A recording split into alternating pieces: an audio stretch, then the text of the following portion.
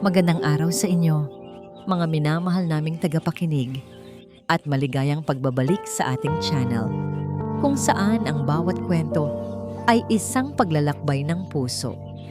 Sa bawat sulok ng marangyang buhay, may mga aninong nagkukubli. Sa likod ng bawat ngiti, may mga luhang hindi nakikita.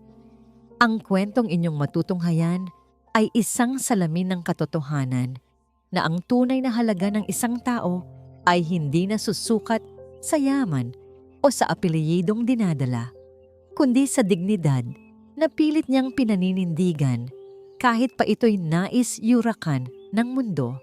Samahan natin si Hiraya sa kanyang pakikibaka sa isang hawlang ginto kung saan ang pag-ibig na inakala niyang kaligtasan ay siya palang naging simula ng kanyang kalbaryo.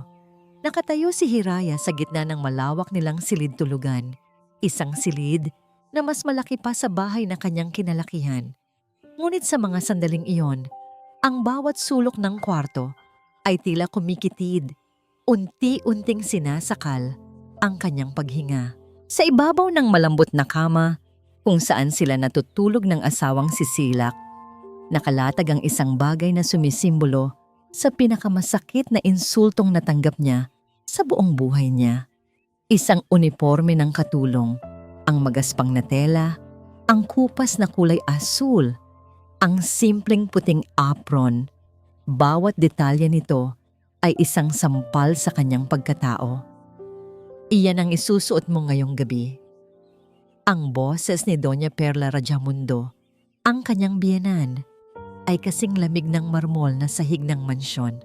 Walang emosyon, ngunit puno ng lason.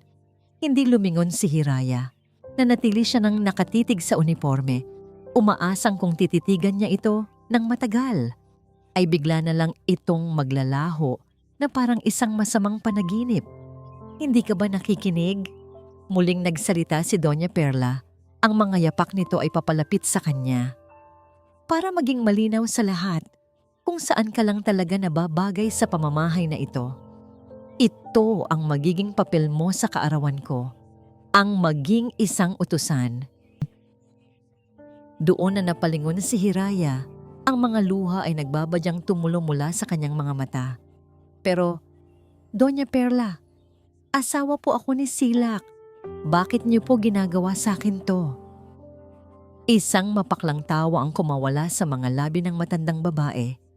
Itinapon nito sa mukha ni Hiraya ang uniforme. Napapikit si Hiraya sa pagtama ng magaspang na tela sa kanyang pisngi. Asawa? Huwag mo akong patawanin, Hiraya. Isa ka lang hamak na basura na pinulot ng anak ko. At ngayong gabi, ipapaalala ko sa lahat, lalo na sa'yo, kung ano ang tunay mong amoy. Kasabay ng pagbukas ng pinto, pumasok si Silak. Nakita nito ang uniforme sa sahig at ang umiiyak na si Hiraya. Nakita nito ang nanlilisik na mata ng kanyang ina. Silak! Halos pabulong na pagsusumamo ni Hiraya. Ang kanyang mga mata ay nagmamakaawa. Tulungan mo ako. Lumapit si Silak. Hinawakan ang braso ng asawa. Ngunit ang mga mata niya ay hindi makatingin ng diretso. Nakayuko ito. Takot na salubungin ang nag-aapoy na tingin ni Doña Perla. Ma, tama na po. Manahimik ka, Silak. Sigaw ni Doña Perla. Palibhasay na bulag ka sa babaeng yan. Kung hindi mo kayang itama ang pagkakamali mo, ako ang gagawa para sa'yo. Mahal ko, pakiusap. Bulong ni Silak kay Hiraya. Ang boses ay puno ng pagkatalo. Pagbigyan mo na lang si Mama. Para sa kapayapaan nating lahat. Ngayong gabi lang naman. Ang mga salitang iyon ay mas masakit pa sa sampal. Para sa kapayapaan, ang kapayapaan na laging si Hiraya ang kailangang magbayad. Hinila niya ang kanyang kamay mula sa pagkakahawak ni Silak. Ang huling hibla ng kanyang pag-asa ay naputol. Naiwan siyang mag-isa sa silid kasama ang uniforme. Dinampot niya ito mula sa sahig. Ang kanyang mga daliri ay nanginginig. habang mahigpit niyang hinawakan ang suot niyang medalyon sa leeg. Isang pilak na may ukit ng kalahating bituin. Ito na lang ang tanging alaala niya mula sa mga hindi niya nakilalang magulang. Ang tanging bagay na nagbibigay sa kanya ng lakas. Sumandal siya sa pader at dahan-dahang napaupo sa sahig. Yakap-yakap ang uniforme ng kahihiyan. Doon, sa malamig na sahig ng marangyang silid, humagulgol siya nang walang tunog. Ilang sandali pa, pinunasan niya ang kanyang mga luha. Tumayo siya, nagtungo sa salamin at tinignan ang sarili niyang refleksyon. Isang babaeng pagod, sugatan, ngunit hindi pa rin tuluyang talunan. Hinubad niya ang kanyang damit at isinuot ang uniforme ng isang katulong. Bawat butones na kanyang isinara ay tila isang rehas na bakal na kumukulong sa kanyang kaluluwa. Nang matapos, muli siyang humarap sa salamin. Isang estranghero ang tumitig pabalik sa kanya. Isang estranghero na may mga matang puno ng pighati. Bumukas ang pinto. Si Doña Perla, ngumiti ito nang makita ang anyo ni Hiraya. Isang ngiting tagumpay, isang ngiti ng demonyo. Oras na. Malamig na utos nito. At siguraduhin mong nakangiti ka habang nagsisilbi sa mga bisita ko. Bawat hakbang ni Hiraya, palabas ng kusina, ay parang paglalakad sa ibabaw ng nagbabagang uling. Ang bigat ng silver tray na dala niya ay walang-wala sa bigat ng libu-libong mata na nakatitig sa kanya. Pilit siyang ngumiti, isang ngangiting peke na halos ikasugat ng kanyang mga labi. Gaya ng utos ni Doña Perla, ang Villa Esmeralda ay nagliliwanag. Nagniningning ang mga chandelier, kumikinang ang mga alahas ng mga bisita, at umaalingaw-ngaw ang mga halakhak na puno ng pagkukunwari. Ngunit para kay Hiraya, ang buong lugar ay isang madilim na entablado at siya ang sentro ng isang malupit na palabas. Tingnan mo, di ba yan ang asawa ni Silak? Narinig niyang bulong ng isang babaeng may suot na perlas. Oo nga, nagmukha siyang kawawa. Sagot ng kasama nito, hindi man lang nag-abalang itago ang panunuya sa boses. Bawat bulong ay parang karayom na tumutusok sa kanyang puso. Bawat tingin ay parang batong ipinupukol sa kanyang dignidad. Nagpatuloy siya sa pag-aalok ng inumin. Ang kanyang mga kamay ay bahagyang nanginginig. Nakita niya si Silak sa isang sulok. Kausap ang ilang mga business partners, pilit nang ngumingiti. Ngunit ang mga mata nito ay laging sumusulyap sa kanya. Mga sulyap na puno ng awa at pagkakasala. Ngunit walang lakas ng loob. Isang babaeng may makapal na kolorete ang pumigil sa kanya. Hoy! Katulong! Tawag nito, iwinaway siwasang basong wala ng laman. Napalunok si Hiraya. Yes, ma'am. Bigyan mo pa ako ng champagne at bilisan mo. Natutuyo na ang lalamunan ko. Tumango si Hiraya at akmang aalis ng biglang aksidenteng. Natabig ng babae ang dala niyang tray. Natapon ang isang baso ng red wine sa puting-puting apron ni Hiraya. Bumakat na parang dugo. Oopsie! Ang clumsy mo naman! Maarteng sabi ng babae. Kahit halata namang sinadya nito. Narinig ni Hiraya ang mahinang tawanan mula sa mga nasa paligid. Pasensya na po, sabi na lang ni Hiraya habang pinupunasan ng panyo ang mantsa. Naramdaman niya ang pag-akyat ng init sa kanyang mga pisngi. Ang kahihiyan. Habang siya ay nakayuko, may naamoy siyang pamilyar. Ang matapang na halimuyak ng mga puting orkidya na nakapalibot sa buong mansyon. Ang paboritong bulaklak ni Doña Perla. Bigla, naramdaman niya ang pamilyar na pangangati sa kanyang balat. Isang bagay na matagal na niyang nararamdaman tuwing nalalapit sa bulaklak na yon. Pilit niyang iwinaksi ang pakiramdam. Sa kanyang pagyuko para pulutin ang basag na kopita, bahagyang dumulas ang manggas ng kanyang uniforme, inilalantad ang isang maliit na marka sa likod ng kanyang balikat. Isang kumpol ng maliliit na nunal na tila bumubuo ng isang konstelasyon. Isang matandang ginang na malapit sa kanya ang napasulyap doon. Bahagyang kumunot ang noo na tila may inaalala bago muling ibinaling ang tingin sa iba. Nang makatayo si Hiraya, ang musika ay biglang humina. Ang atensyon ng lahat ay napunta sa gitna ng bulwagan. Nakatayo doon si Doña Perla. May hawak na mikropono. Ang mukha ay nagliliwanag sa tagumpay. Isang magandang gabi sa inyong lahat. Bati niya. Ang boses ay umaalingaw-ngaw.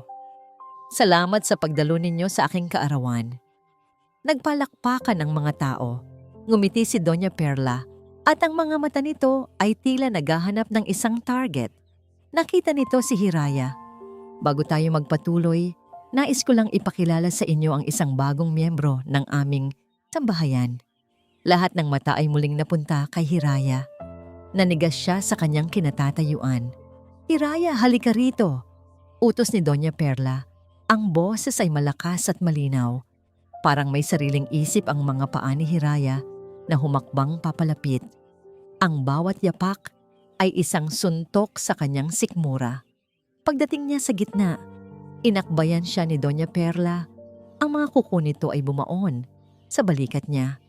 Ngumiti si Doña Perla sa mga bisita at buong pagmamalaking inanunsyo. Mga kaibigan, nais kong makilala ninyo si Hiraya, ang pinakabago naming katulong.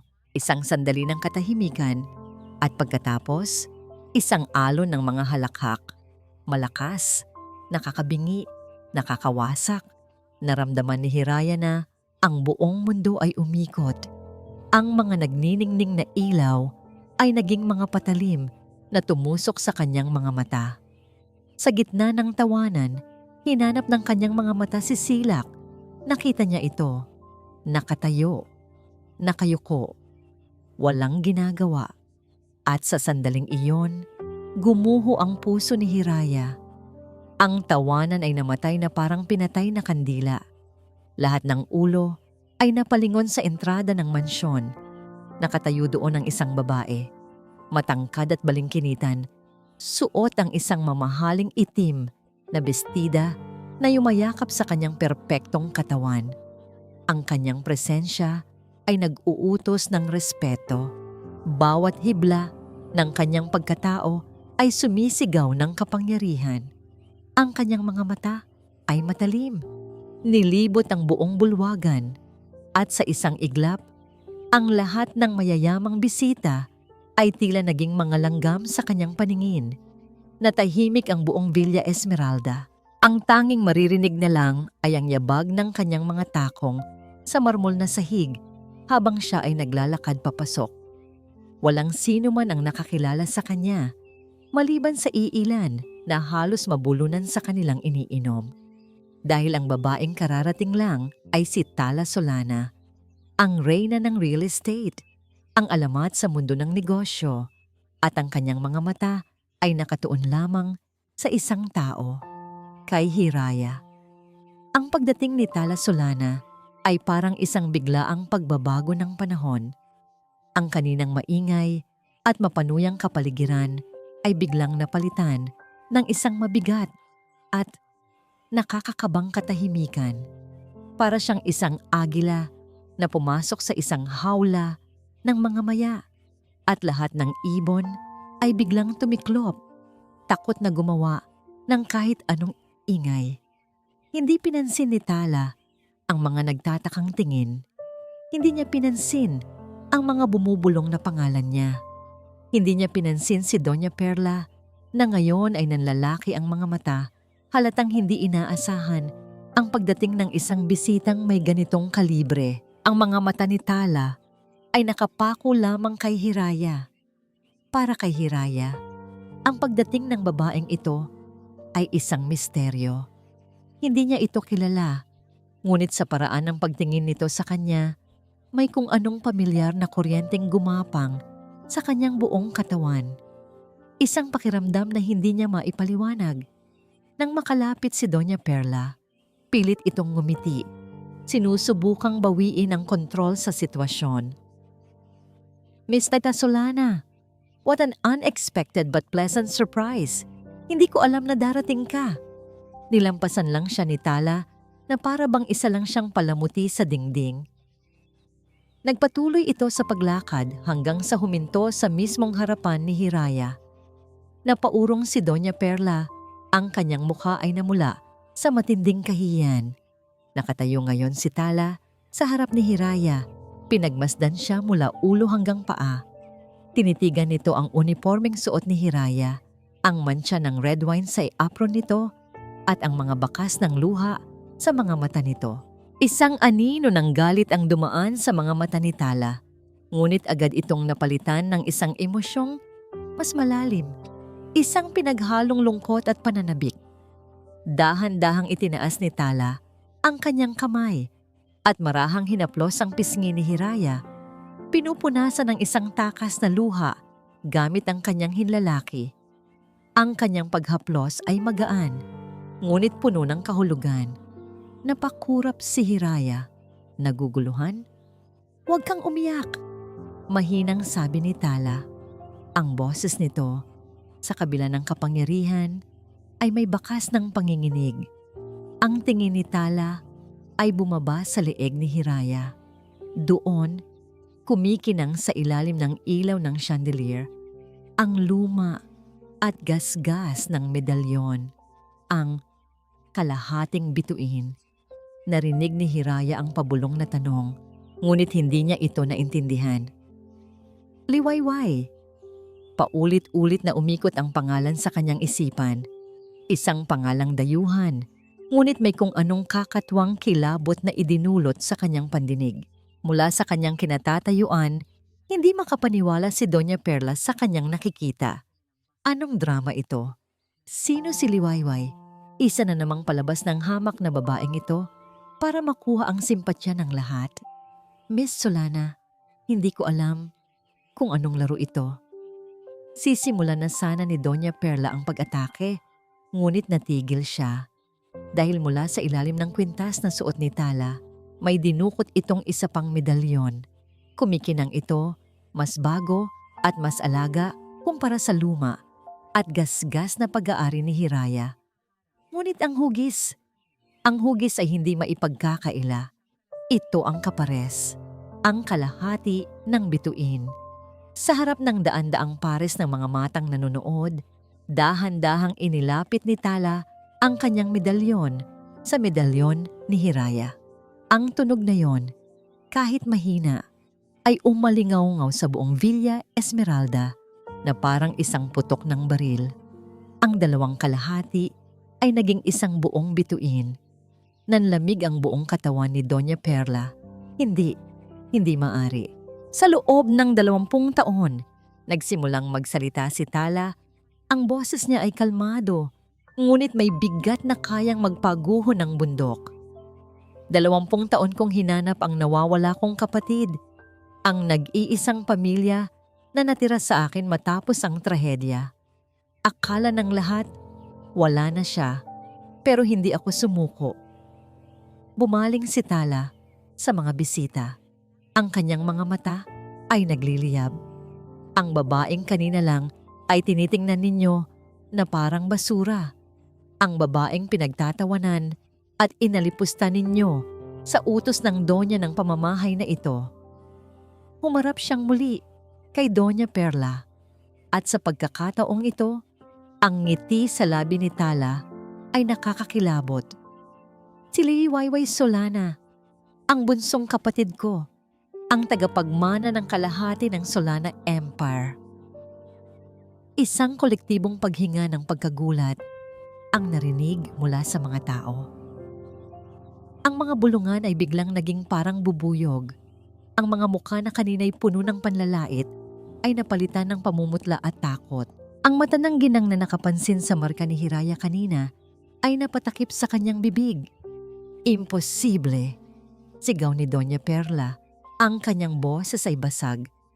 "Nagsisinungaling ka! Isa kang hamak na..." Hindi niya natapos ang sasabihin. Marahang isinuklay ni Tala ang buhok na tumatakip sa balikat ni Hiraya. Sa isang magaan na paghawi sa kwelyo ng uniforme, lumitaw ito. Ang kumpol ng mga nunal, ang konstelasyon, at ang huling patunay, Malamig na sabi ni Tala. Ang marka na tanging isang tunay na Solana lang ang nagtataglay. Gumuho ang mundo ni Doña Perla. Nakita niya ang mga tingin ng kanyang mga bisita. Hindi na ito tingin ng paghanga, kundi tingin ng pagkamuhi at pandidiri. Ang mga kaibigan niya, ang mga kasosyo niya sa negosyo, lahat sila ay dahan-dahang lumalayo sa kanya na para bang mayroon siyang nakakahawang sakit. Ang kahihiyang inihanda niya para kay Hiraya ay bumalik sa kanya 100 beses na mas matindi. Hinawakan ni Tala ang kamay ni Hiraya, hindi ni Liwayway. Alis na kami. Tapos na ang palabas mo, Perla. Nang magsimula silang maglakad, ang lahat ay tila humawi para bigyan sila ng daan. Ngunit bago sila tuluyang makaalis, huminto si Tala.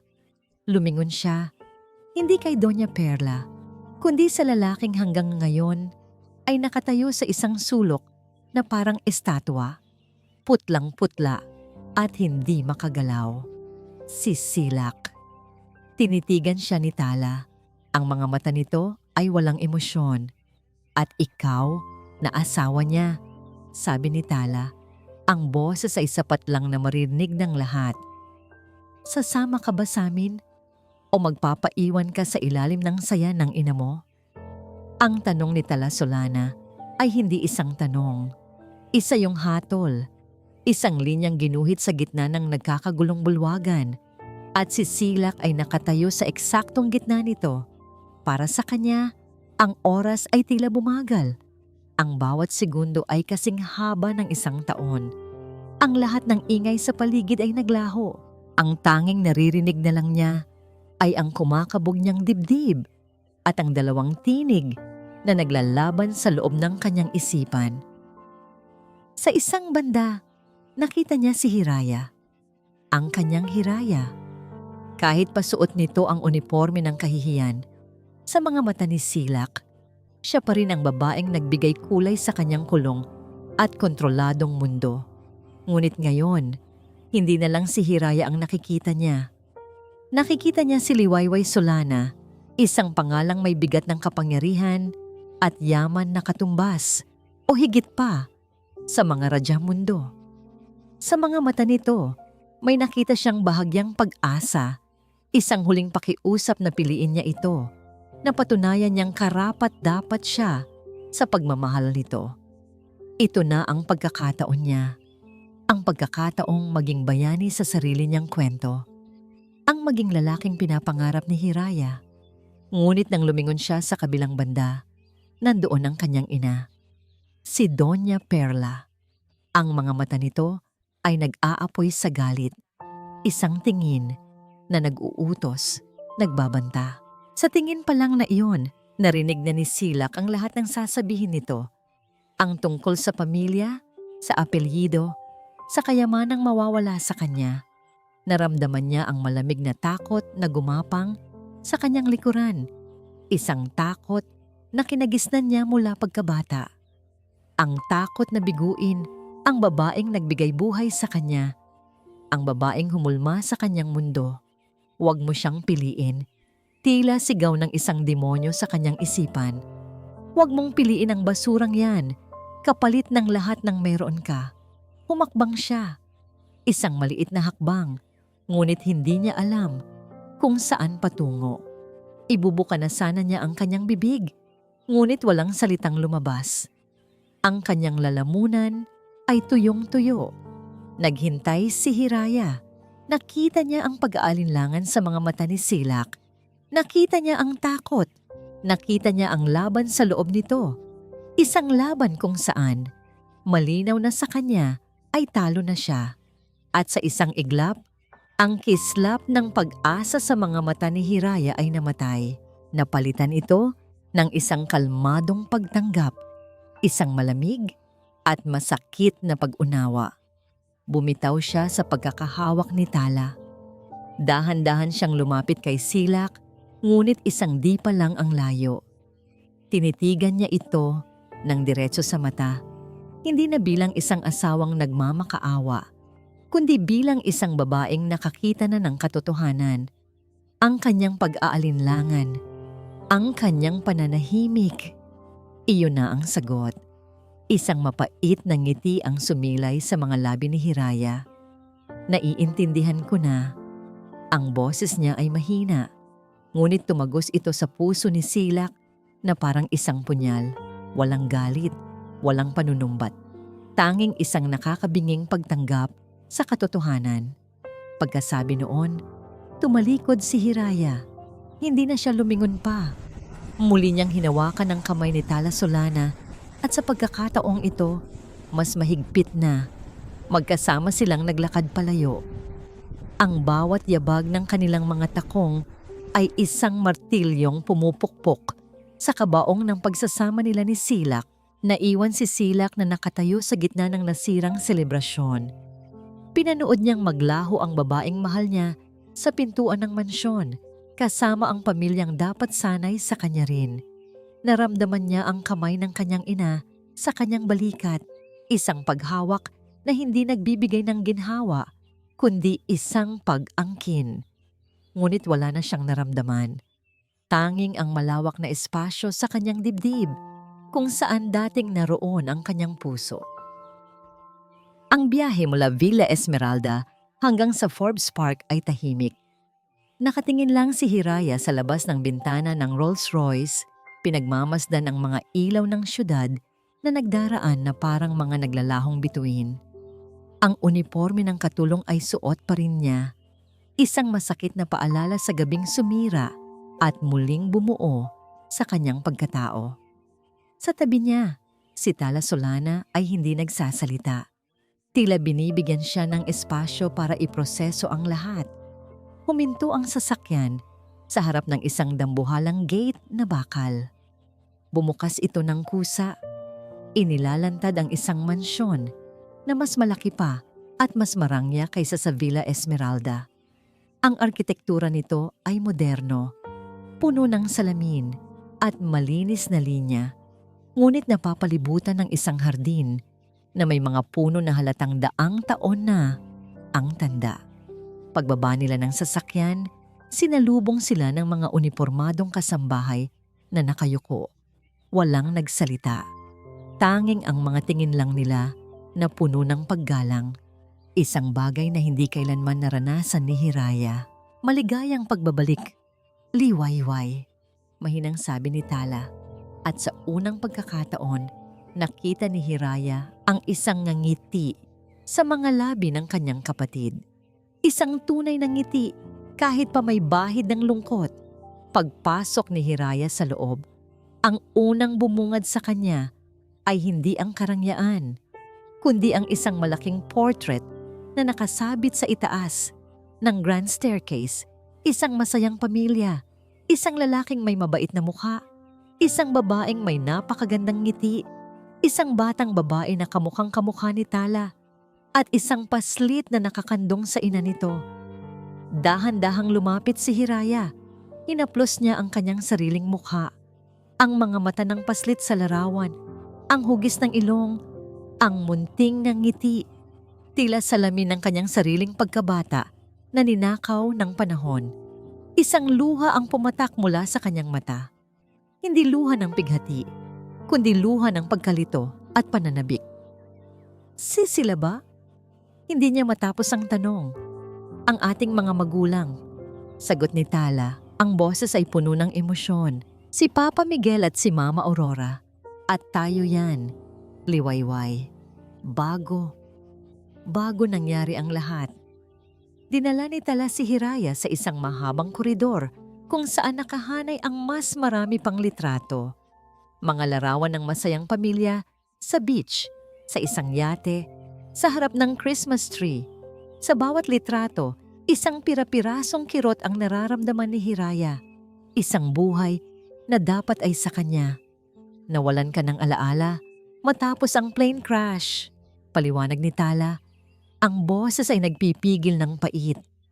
Sabi ng mga doktor, trauma-induced amnesia. Hinanap kita, hinanap ka namin kahit saan, pero para kang bulang naglaho. Huminto sila sa harap ng isang puting pinto. Binuksan ito ni Tala. Ang silid sa loob ay tila hindi nagalaw ng panahon. Isang pink na canopy bed, mga stuffed animals sa isang estante, at mga drawing na nakadikit pa sa pader. "Ang kwarto mo," sabi ni Tala. Hindi ko ito ipinagalaw. Umaasa ako na balang araw, babalik ka. Lumapit si Hiraya sa isang maliit na mesa. May nakapatong doong isang music box na hugis bituin. Dahan-dahan niya itong binuksan. Sa pagtugtog ng himig, isang imahe ang biglang pumasok sa isip ni Hiraya. Isang malabong alaala. Ang boses ng isang babae na kumakanta ng kantang iyon habang sinusuklay ang kanyang buhok. Ang amoy ng sampagwita. Napahawak siya sa kanyang ulo. May naaalala ako. Halos pabulong niyang sabi. Lumapit si Tala. Ang mga mata ay puno ng pag-asa. Ano yon? Isang kanta. Isang babae. Sa mga sandaling iyon, ang sakit ng pag-iwan ni Silak, ang kahihiyan mula kay Doña Perla, lahat ng iyon ay pansamantalang naglaho. Napalitan ito ng isang bagong damdamin, ang pag-asang mabuo muli ang kanyang wasak na pagkatao. "Gusto kong malaman ang lahat," sabi ni Hiraya. Tinitingnan ng kapatid na ngayon lang niya nakilala. "Gusto kong malaman kung sino talaga ako." Ngumiti si Tala. "At ikukwento ko sa iyo ang lahat. Magpahinga ka muna, liwayway. Nasa tahanan ka na." Nang gabing iyon, sa unang pagkakataon sa loob ng maraming taon, natulog si Hiraya nang walang takot. Ngunit habang siya ay natutulog, sa kabilang parte ng mansyon, hindi mapakali si Tala. Ang pagbabalik ng kanyang kapatid ay hindi lang isang masayang pagtatagpo. Isa rin itong pagbubukas ng mga lumang sugat at mga katanungang hindi pa nasasagot. Tinawagan ni Tala ang pinagkakatiwalaan niyang hepe ng seguridad. "Arman," seryosong sabi niya sa telepono. "I-pull out mo lahat ng files. Lahat. I want you to reopen the investigation on the Solana plane crash 20 years ago. Walang ititirang bato na hindi babaliktarin." "Yes, ma'am. May particular po ba kayong pinaghihinalaan?" Tanong ng nasa kabilang linya. Natahimik si Tala. Ang mga mata ay nakatingin sa kawalan. Ang isip ay lumilipad pabalik sa party kanina. Naalala niya ang itsura ng pagkagulat at takot sa mukha ni Doña Perla. "Lahat," mariing sagot ni Tala. "Imbestigahan mo ang lahat ng naging kalaban sa negosyo ng pamilya Solana noong panahong iyon. Lalo na ang mga umangat matapos kaming bumagsak." Pagkababa niya ng telepono, isang tawag ang pumasok sa kanyang private line. Isang numero na hindi rehistrado. Sinagot niya ito. "Miss Solana," sabi ng boses. "May impormasyon ako tungkol sa pagkamatay ng mga magulang ninyo. Hindi yun aksidente." Nanigas si Tala sa kanyang kinauupuan. "Sino ka?" "Hindi na yan mahalaga. Mag-iwan ako ng package sa lobby ng opisina ninyo bukas. Pero mag-iingat kayo. May mga taong ayaw nang mabuksan pa ang nakaraan." Biglang naputol ang linya. Sa gitna ng katahimikan ng gabi, ang pagbabalik ni Liwayway ay hindi lang hudyat ng isang bagong simula. Ito rin ang hudyat ng isang bagong digmaan. Kinabukasan, ang marangyang opisina ni Tala Solana sa pinakatuktok ng Solana Tower ay naging isang war room. Ang malaking mahogany desk niya na karaniwang malinis at naglalaman lang ng isang laptop at ilang mahahalagang dokumento ay natabunan ngayon ng mga luma at naninilaw na mga folder, mga police report at mga pinrint na financial statement mula 20 taon na ang nakalipas. Habang si Hiraya ay ligtas na, natutulog sa mansyon, sinusubukang buuin ang mga nawawalang piraso ng kanyang alaala, si Tala naman ay walang tulog na binubuo ang puzzle ng kanilang trahedya. Ang package na sinabi ng misteryosong tumawag ay dumating nga. Sa loob nito ay isang lumang flight recorder at isang diary. Ang diary ng isa sa mga piloto ng bumagsak na eroplano. Paulit-ulit na pinakinggan ni Tala ang recording. Bawat sigaw at tunog ng alarma ay parang punyal na sumasaksak sa kanyang puso. Ngunit hindi iyon ang nagpatigil sa kanyang mundo, kundi ang huling mga salita ng piloto bago ang katahimikan. May pumutok sa kanang makina. Hindi ito simpleng aberya. Sinabotahe, ang recording ay naputol. Sabotahe. Ang salitang yun ay umalingaw-ngaw sa loob ng opisina. Binuksan niya ang diary. Ang mga huling entry ay nakakakilabot. October 15. May 2 bagong ground crew na nag-insist mag-check ng eroplano. Hindi sila pamilyar sa akin. Masyadong maraming tanong tungkol sa private flight ng mga Solana bukas. May kakaiba. October 16. Nakita ko ang isa sa mga bagong crew malapit sa kanang makina kaninang madaling araw. Nang makita niya ako, bigla siyang umalis. Sinubukan kong i-report sa management pero sabi nila, paranoid lang daw ako. Napahinto sa pagbabasa si Tala. Humigpit ang hawak niya sa diary. Kasabay nito, pumasok si Arman, ang kanyang hepe ng seguridad. May dalang isa pang folder. Ma'am Tala, ito na po ang initial findings namin. Sabi ni Arman, inilapag ang folder sa mesa. Gaya ng hinala ninyo, may isang kumpanya na biglang umangat matapos ang insidente. Mula sa pagiging isang maliit na logistics company, bigla silang nakakuha ng malalaking kontrata na dating pag-aari ng Solana Corporation. Binuksan ni Tala ang folder. Sa unang pahina, nakasulat ang isang pamilyar na pangalan, Raja Mundo Corporation. Nanlamig ang mga kamay ni Tala. Hindi ito coincidence. There's more, ma'am! Dagdag ni Arman. Yung 2 ground crew na binanggit sa diary, nawala sila na parang bula 1 linggo matapos ang crash. Pero bago sila nawala, may malaking halaga ng pera na pumasok sa bank accounts ng kanilang mga pamilya. Galing sa isang shell company na after tracing ay may koneksyon sa Raja Mundo Corporation. Bawat ebidensya ay isang pako na lalong nagbaon sa kabaong ng kanyang mga hinala. Ang pagkamuhi ni Doña Perla kay Hiraya, hindi lang ito dahil sa pagiging mahirap nito. Mas malalim, mas madilim. Marahil, sa pagtingin ni Doña Perla kay Hiraya, hindi lang isang hamak na manugang ang nakikita niya. Nakikita niya ang multo ng pamilyang kanilang sinira. Arman, utos ni Tala. Ang boses ay nanginginig sa pigil na galit. Hanapin mo ang pamilya ng pilotong to. Hanapin mo ang pamilya ng 2 ground crew. Mag-alok ka ng pera, proteksyon, kahit ano. Kailangan natin ng testigo. At bantayan mong maigi ang kapatid ko. Kung kaya nilang gawin yun noon, hindi sila mag-aatubiling gawin ulit yon ngayon. Pagkaalis ni Arman, naiwan si Tala na mag-isa. Kinuha niya ang isang litrato sa kanyang mesa. Isang litrato niya kasama ang kanyang mga magulang at ang maliit na si Liwayway. Masaya, buo.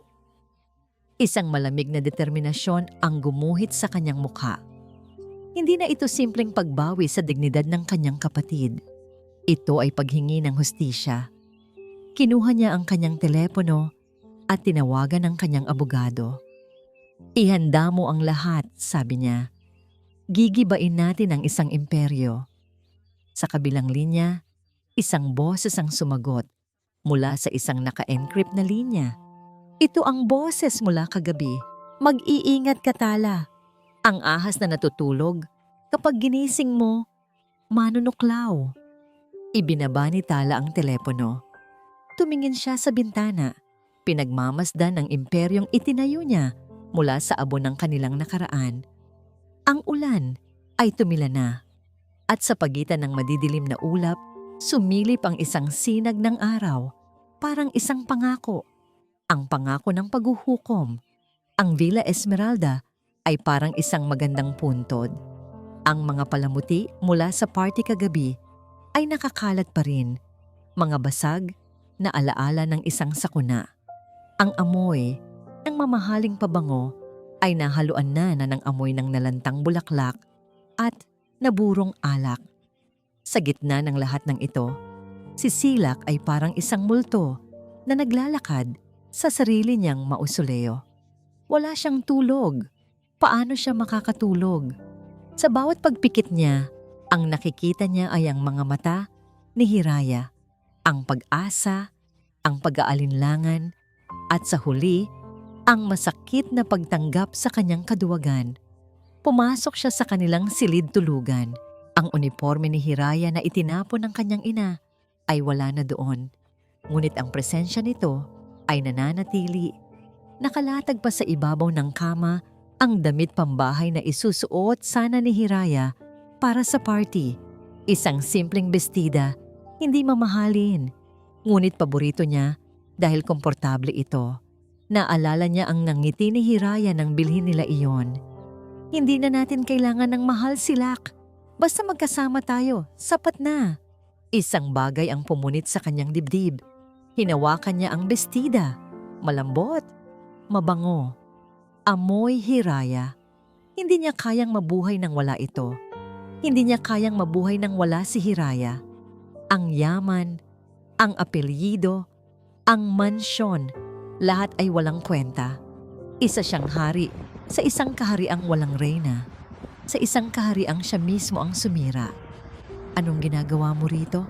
At nagmumukmok. Ang boses ni Doña Perla ay walang bahid ng pagsisisi. Tumayo ka riyan. Marami tayong kailangang ayusin para makontrol ang eskandalong idinulot ng babaeng yon. Hindi lumingon si Silak. Nanatili siyang nakatingin sa bestida. Walang idinulot na eskandalo si Hiraya, Ma. Narinig niya ang tawa ng kanyang ina. Isang tawang nakakainsulto. Wala. Halos sirain niya ang pangalan natin. Isa siyang ahas, Silak. Isang manggagamit na nagpanggap na kawawa para lang makuha ang simpatsya ni Tala Solana. Doon na napaharap si Silak. Sa unang pagkakataon, ang mga mata niya ay hindi nagpapakita ng takot. Puno ito ng pagod, sakit, at isang bagong tuklas na apoy. Hindi siya ang problema, Ma. Mahinahon, ngunit mariin niyang sabi. At sino? Ako? Kayo. Ang sigaw ni Silak ay umalingaw-ngaw sa buong silid. Ginulat maging ang kanyang sarili. Napahinto si Doña Perla. Ang kanyang mga mata ay nanlaki sa pagkagulat. Hindi siya kailanman sinigawan ng kanyang anak. Kayo, ulit ni Silak. Ang boses ay nanginginig na sa pinaghalong galit at pighati. Ang walang katapusang pagmamataas ninyo, ang pagtingin ninyo sa mga tao na parang mga basahan, ipinahiya ninyo ang sarili kong asawa sa harap ng lahat. At ano ang ginawa ko? Wala. Tumayo lang ako roon na parang isang duwag dahil mas natakot ako sa inyo kaysa sa posibilidad na mawala siya sa akin. How dare you? Hindi pa ako tapos. Pagputol ni Silak. Mahal ko si Hiraya at ipinagpalit ko siya para sa yaman na ito, para sa pangalang ito, para sa takot ko sa inyo. At ngayon wala na siya. Tumalikod si Silak at binuksan ang kanyang aparador. Kumuha siya ng isang maleta at nagsimulang mag-impake ng kanyang mga damit. Ang bawat galaw ay mabilis at desidido. Anong ginagawa mo? Nanginginig na tanong ni Doña Perla. Aalis ako. Aalis? At saan ka pupunta? Sa babaeng yon? Sa mga Solana? Silak, kapag tinuloy mo yan, huwag ka nang babalik. Hindi na talaga ako babalik. Itatakwil kita. Wala kang mamanahin kahit isang kusing. Maging pulubi ka sa lansangan kasama ng babaeng yon. Huminto sa pag-iimpake si Silak. Dahan-dahan niya itong isinara. Hinarap niya ang kanyang ina. Ang kanyang mukha ay kalmado na. Ngunit ang kanyang desisyon ay kasing tigas ng bakal. Bago siya lumabas ng pinto, hinalikan niya sa noo ang naguguluhang si Doña Perla. Isang halik ng pamamaalam. Susubukan kong ayusin ang sinira ninyo.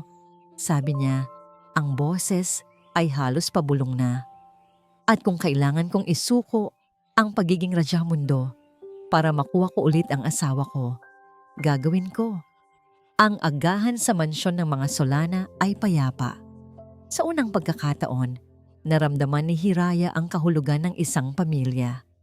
Nagkekwentuhan sila ni Tala tungkol sa mga maliliit na bagay, mga paboritong pagkain, mga pangarap, mga nawalang sandali na sinusubukan nilang bawiin.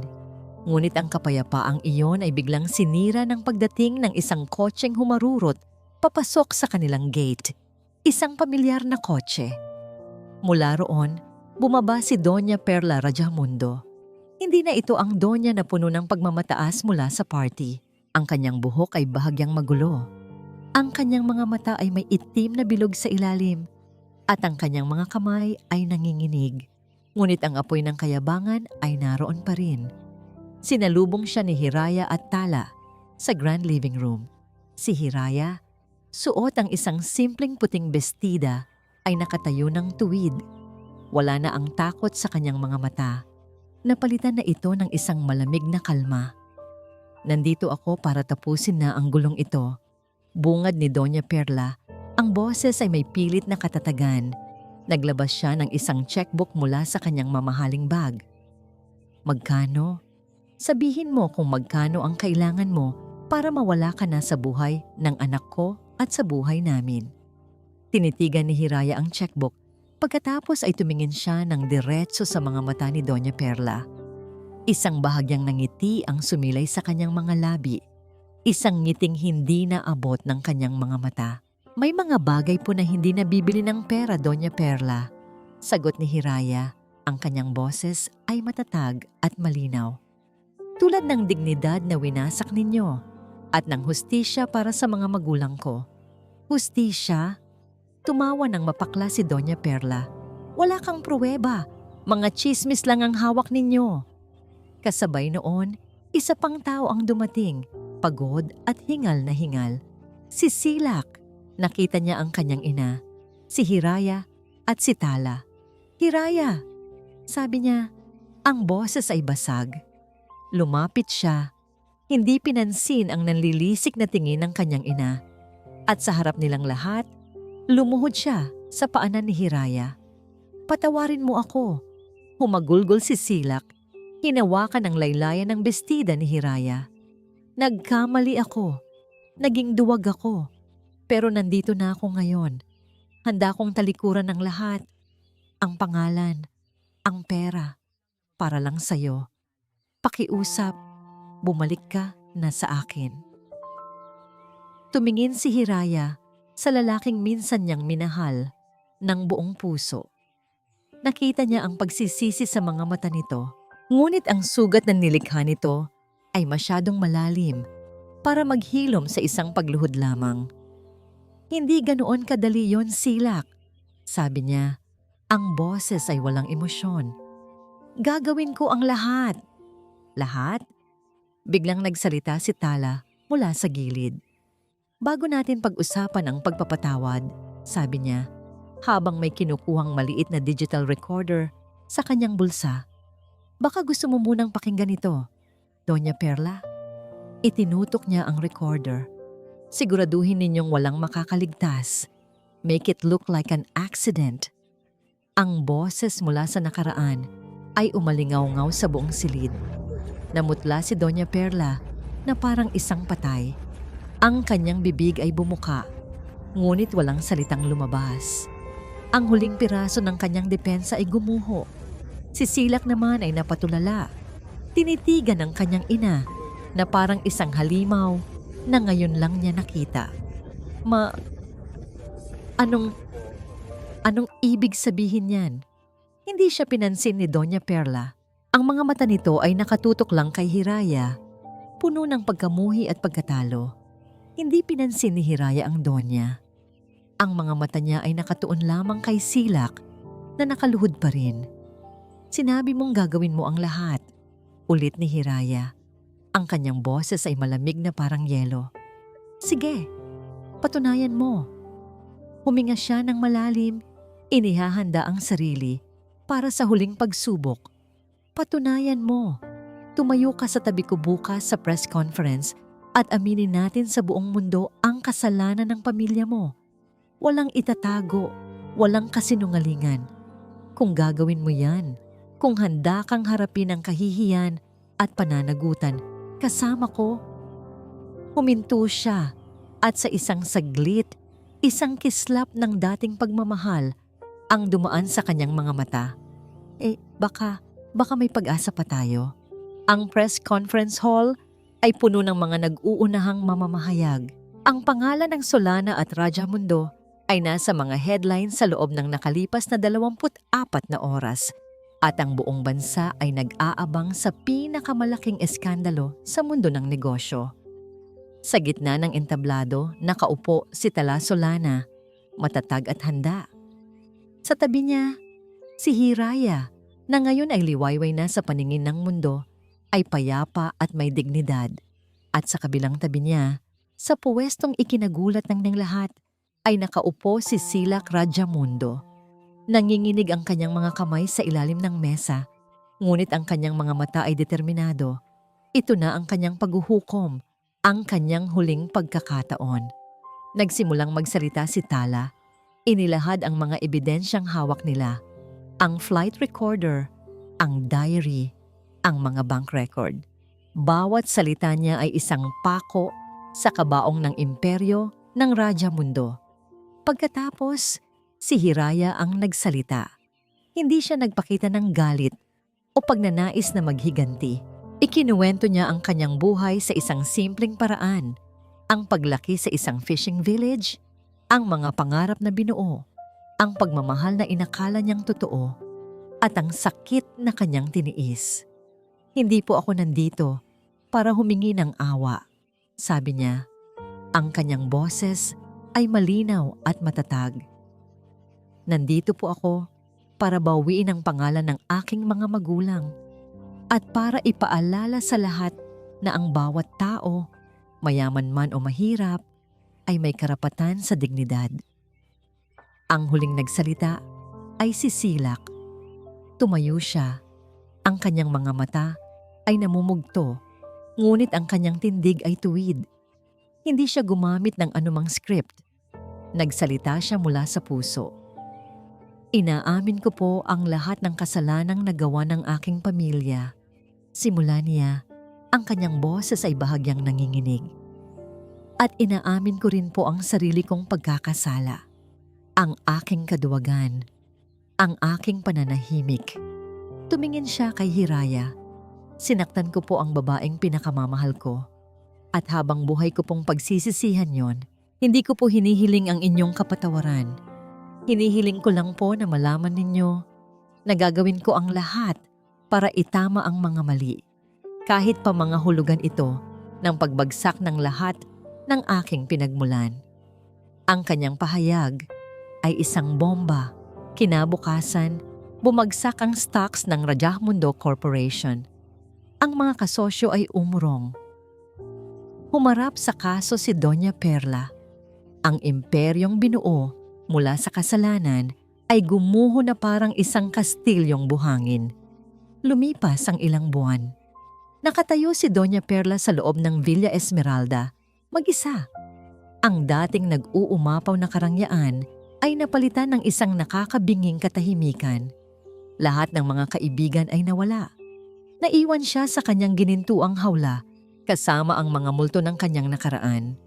Sa isang maliit at simpleng apartment malapit sa dagat, nakatira si Silak. Nagtatrabaho siya ngayon bilang isang project manager sa isang maliit na construction firm. Isang trabahong nakuha niya dahil sa sarili niyang kakayahan, hindi dahil sa kanyang apelyido. Simple ang kanyang buhay, malayo sa karangyaan. Ngunit sa unang pagkakataon, naramdaman niya ang tunay na kapayapaan. Sa mansyon ng mga Solana, nakaupo sa hardin sina Hiraya at Tala. Tinitingnan ang isang lumang photo album. Nagtatawanan sila. Ibinabahagi ang mga kwentong hindi nila napag-usapan noon. Ang mga sugat ay uent-unti nang naghihilom. Lumapit si Silak. May dalang 3 tasa ng mainit na kape. Inilapag niya ito sa mesa nang walang sinasabi. Hindi na siya nagmamakaawa. Hindi na siya nagmamadali. Ipinapakita niya ang kanyang pagbabago sa gawa, hindi sa salita.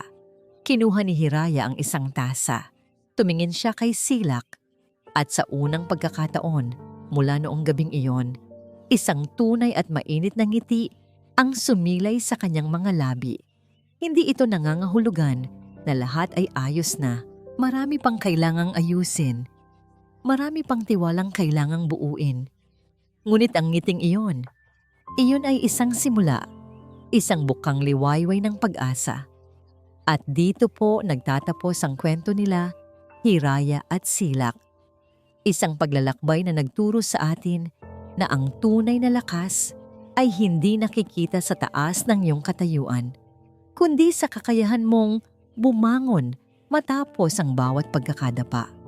At ang tunay na pag-ibig, kung minsan, ay nangangailangan ng pagkasira para muling mabuo sa mas matatag na pundasyon. Taos-puso po akong nagpapasalamat sa inyong walang sawang pagsubaybay sa ating kwento. Sana po ay may aral kayong napulot na babaunin ninyo sa inyong mga puso. I-comment nyo lang po sa ibaba kung ano ang masasabi ninyo sa naging desisyon ni Hiraya at sa pagbabago ni Silak. Kung nagustuhan nyo ang kwentong ito, isang pindot lang po sa like button, i-share sa inyong mga kaibigan, at huwag kalimutang mag-subscribe para sa mas marami pang kwentong aantig sa inyong mga damdamin. Muli, ako po ang inyong lingkod, nag-iiwan ng isang paalala. Ang bawat puso ay may sariling kwento at ang bawat kwento ay may aral na naghihintay. Hanggang sa muli.